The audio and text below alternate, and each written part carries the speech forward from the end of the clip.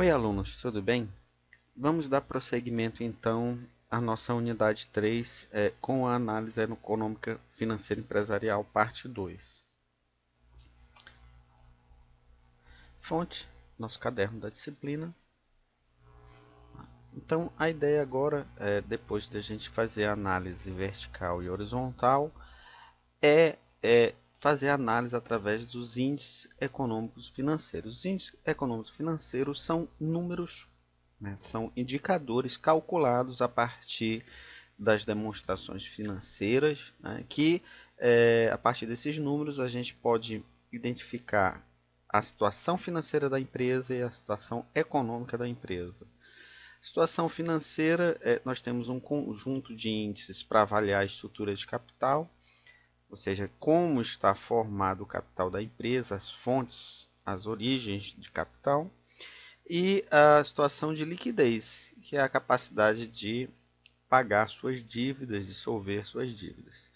Em relação à situação econômica, nós vamos ver alguns índices de rentabilidade. Para isso, a gente vai precisar novamente então do nosso ativo e nosso passivo e da DRE. Né? Só lembrando que nós temos, a gente vai pegar esses valores, né? Ok? A gente vai pegar os valores das demonstrações e a partir deles vão fazer cálculos, tá? A partir dos índices. Os principais: ativo circulante, AC 6.100, ativo realizado de longo prazo, a gente vai chamar de ARLP, ativo permanente de AP, ativo circulante PC, passivo de giro de longo prazo PELP, patrimônio líquido PL. E a DRE, as receitas, operacional, bruta, e lucro líquido, lucro bruto. Tá? A gente vai, a partir desses dados, fazer o cálculo dos índices. Então, comecemos então com os índices de estrutura de capital. Os índices de estrutura de capital vão nos apresentar como está formada, qual a participação, como está formada a imobilização de todos os recursos que foram alocados na empresa. Né? São as origens dos recursos, é o lado do passivo. Tá? Nós temos aqui então quatro índices que nos ajudam a identificar como está estruturado o passivo da empresa, a estrutura de capital. Participação do capital de terceiros ou endividamento, composição de endividamento, como esse endividamento está composto no curto prazo, e as imobilizações do patrimônio líquido, que são os recursos dos sócios, e dos recursos não correntes, que são aqueles recursos de longo prazo, o patrimônio líquido e o passivo exigido de longo prazo. Então, iniciamos aqui com a participação de capital de terceiro. Ele é exatamente os capitais de terceiro, tá? PE, que a gente chama de PE, dividido pelo patrimônio líquido, que é o capital dos sócios. Então, ele vai apresentar quanto a empresa tomou de capital de terceiros para cada R$ 100 de capital próprio. Quanto menor esse índice, melhor. Então, multiplicando por 100, né, a gente vai ter um percentual. Composição de endividamento. Como esses capitais de terceiros estão endividados, tá? No curto prazo. Passivo circulante dividido participação de capitais de terceiros vezes 100. Tá? Qual o percentual de obrigações do curto prazo em relação às obrigações totais? Então, como esse capital de terceiros está endividado no curto prazo. Quanto menor, melhor. Imobilização do patrimônio líquido. Quanto do patrimônio líquido está alocado em ativos permanentes. O cálculo é feito dividindo o ativo permanente pelo patrimônio líquido vezes 100. Ele indica quanto a empresa aplicou no ativo permanente para cada R$ 100 de patrimônio líquido. Quanto menor, melhor. E por fim aqui a imobilização dos recursos não correntes. Tá? Então é uma imobilização também, então é a participação dos recursos não correntes investidos no ativo permanente. Então, é ativo permanente dividido pelo somatório do patrimônio líquido e passivo exigível de longo prazo, né, que são os recursos vencíveis após 365 dias e os recursos dos sócios, vezes 100. Que percentual dos recursos não correntes, aqueles que se destinam a investimentos, foi destinado ao ativo permanente? Quanto menor, melhor.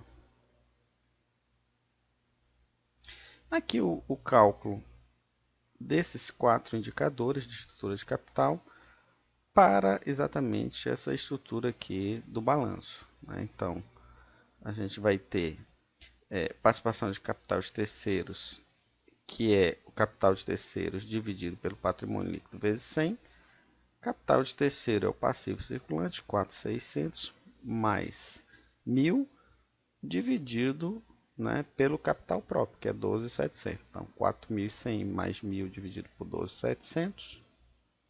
400 mais 1.000 dividido por 12.700 vezes 100, 44%. Isso indica que a empresa está endividada, né? O capital de terceiros representa 44% do patrimônio líquido.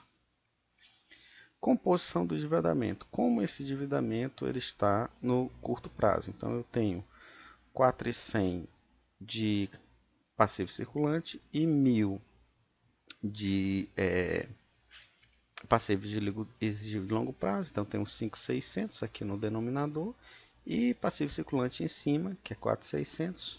Esse dividido por esse, 4.600 dividido por 5 e 600 vezes 100 vai dar 82,14%. Tá? Então, 82% do endividamento é no curto prazo, né? Uma participação bastante grande no curto prazo. Imobilização do patrimônio líquido, ativo permanente dividido pelo patrimônio líquido. Patrimônio líquido a gente já sabe que é 12.700. Ativo permanente 12.200. Então, 10.200. 10.200 dividido por 12.700 vezes 100, 80%. Então, 80% do patrimônio líquido está investido em quem? Ativo permanente. É um bom investimento em ativo permanente. Pode estar sendo talvez até excessivo, dependendo do tipo de empresa. Imobilização dos recursos não correntes. Ativo permanente, 10.200 dividido por patrimônio líquido, que a gente já sabe que é 12.700, e passivo de longo prazo, que é 1.000. Isso daqui, 10.200 dividido por 13.700 vezes 100, 74%. Então, 74% dos recursos não correntes estão investidos em ativos permanentes, tá?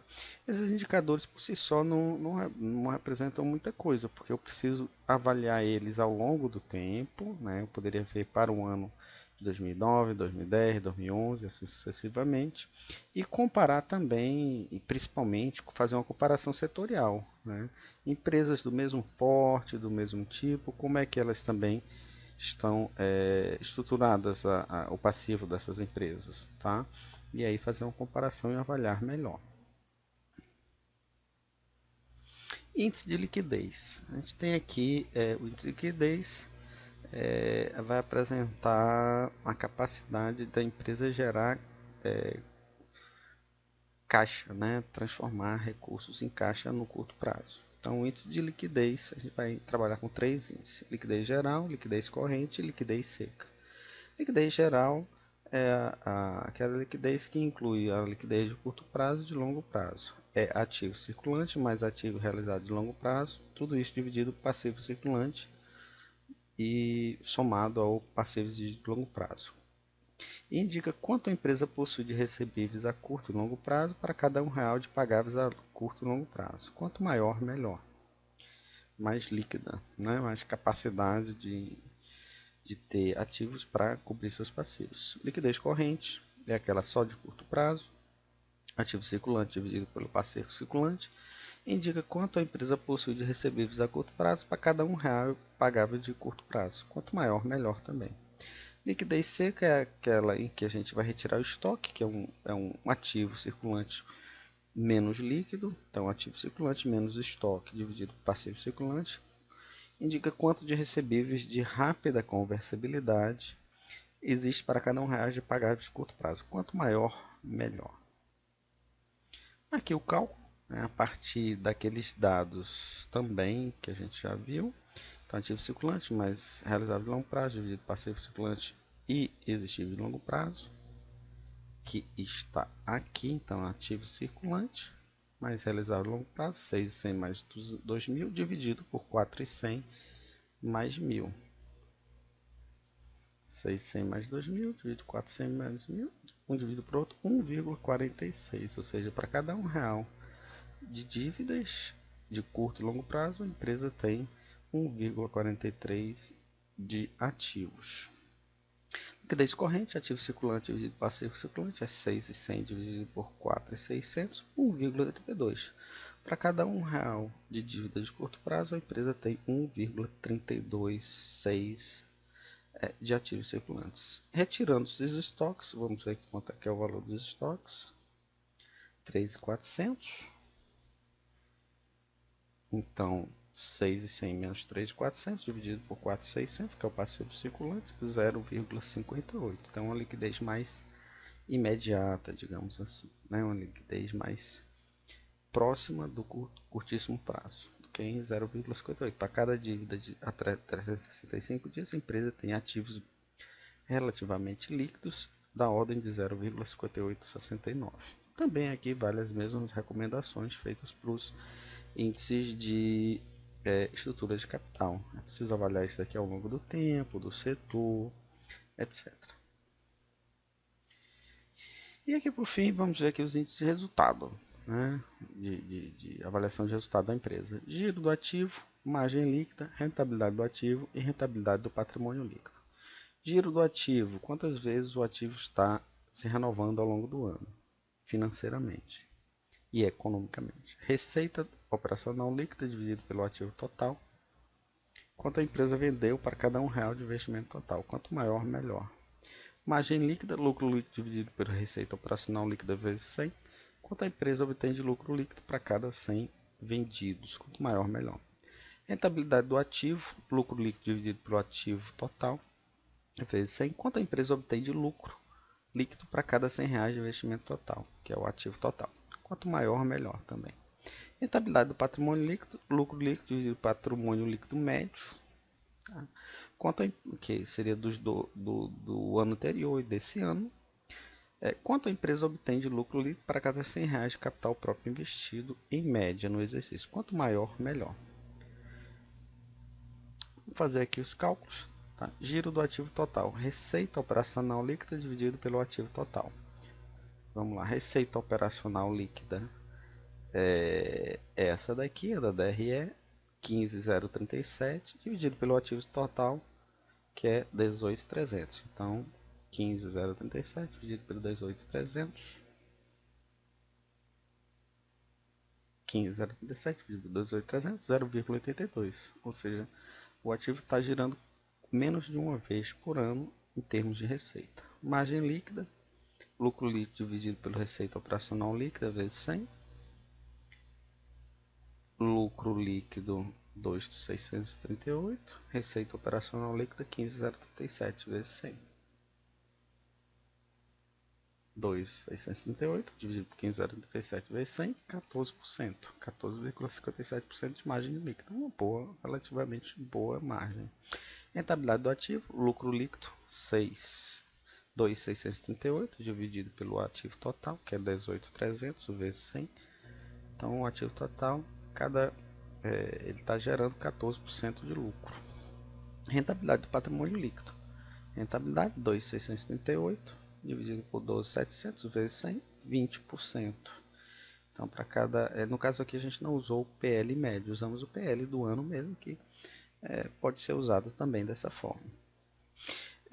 2.638 dividido por 12.700 vezes 100, 20%. Só para cada R$ 1 investido, ganhou aí o que? 0,20 centavos, ok?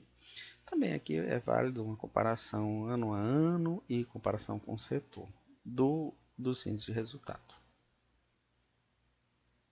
Agora que a gente finalizou aqui a unidade 3, vocês devem dar uma revisada no material, rever, a gente recomenda rever esses cálculos, participar do fórum e resolver o exercício, a atividade obrigatória 3 aí no ambiente.